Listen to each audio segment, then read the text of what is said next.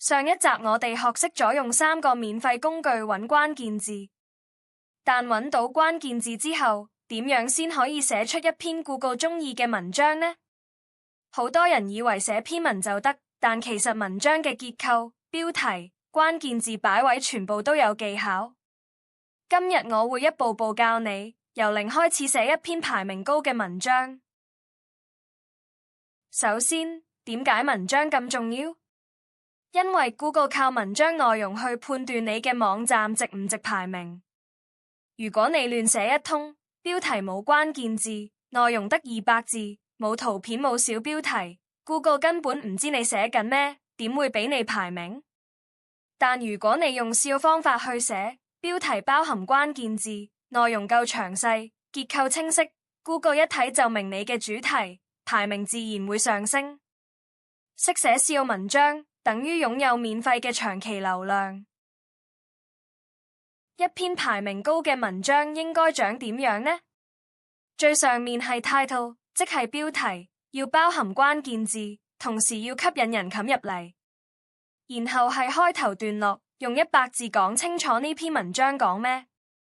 跟住用幾個 H 小標題，將內容分成唔同部分，每個部分講一個重點。最尾係總結同 CTA， 重申重點，引導讀者採取行動。結構清晰， Google 更容易理解你嘅內容，排名就會更高。第一步，寫一個好標題，呢個係最重要嘅一步。標題決定咗 Google 同用戶會唔會冚入嚟睇你篇文章。有3個規則你一定要記住。第一，一定要包含目標關鍵字。例如你嘅關鍵字係瑜伽班推薦，標題就要有呢幾個字。第二，控制喺60個字以內，因為太長嘅話 Google 會截斷，顯示唔晒。第三，加數字或年份會更吸引人冚，例如2026年5間 Top 10。舉個例，我嘅瑜伽心得就係差嘅標題，因為冇關鍵字。但2026香港瑜伽班推薦5間最受歡迎嘅選擇就係好嘅標題。第二步，開頭段落好重要，我叫佢做黃金100字，因為頭100字決定咗讀者會唔會留低繼續睇。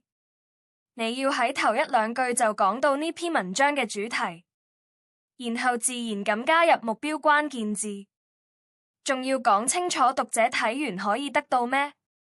例如，想揾香港瑜伽班但唔知邊間好，呢篇文章幫你比較5間最受歡迎嘅瑜伽班，包括價錢、地點同適合程度。你睇，第一句就帶出咗關鍵字，同時引起讀者興趣。第三步，用 H 小標題組織內容。H1 就係你嘅文章標題，全篇只有一個。H2 係小標題，可以有好多個，用嚟將文章分成唔同部分。H3 就係更細嘅小標題。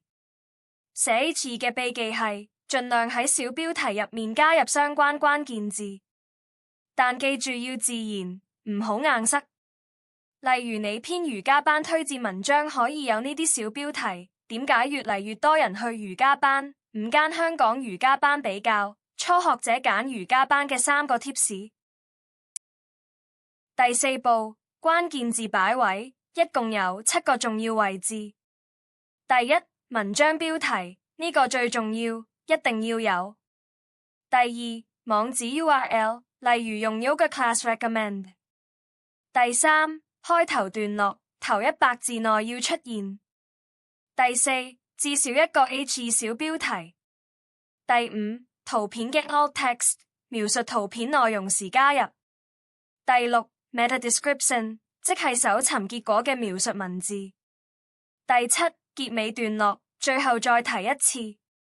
注意，唔好過度堆砌，自然為主，每100字出現1到2次就夠。除咗結構同關鍵字，仲有5個寫內容嘅實用 tips。第一，文章長度至少要800到1500字，太短 Google 唔會當你認真。第二，每段唔好太長3到4句就分段，方便手機閱讀。第三，加圖片或列表，有圖片嘅文章排名通常更高。第四，寫俾人睇，唔係寫俾機器睇。讀者覺得有用， Google 就覺得有用。第五，加內部連結，連去你網站其他相關文章，呢個對SEO好有幫助。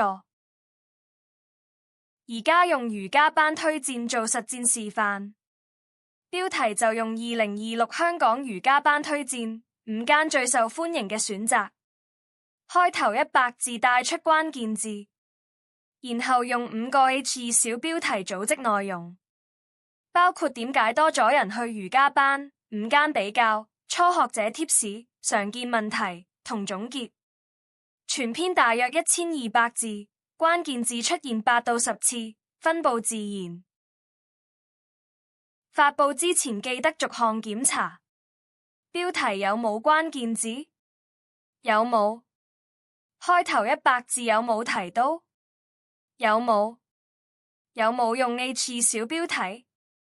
有冇？文章有冇至少800字？有冇？圖片有冇加 alt text？有冇？ Meta description 寫咗未？寫咗未？有冇內部連結？有冇？用手機預覽過排版未？全部打晒剔就可以發佈啦。今日你學識咗5個重點。第一，標題要包含關鍵字，控制喺60字以內。第二，開頭100字帶出主題同關鍵字。第三，用 H2 小標題組織內容結構。第四，關鍵字放喺7個關鍵位置。第五，至少寫800字，寫俾人睇。記住，好嘅內容加SEO技巧，等於長期免費流量。下一條片我會教你點樣優化網站速度，用免費方法令你嘅網站快啲，排名更高。記得訂閱排名攻略 HK，冚埋個鐘仔，我哋下條片見。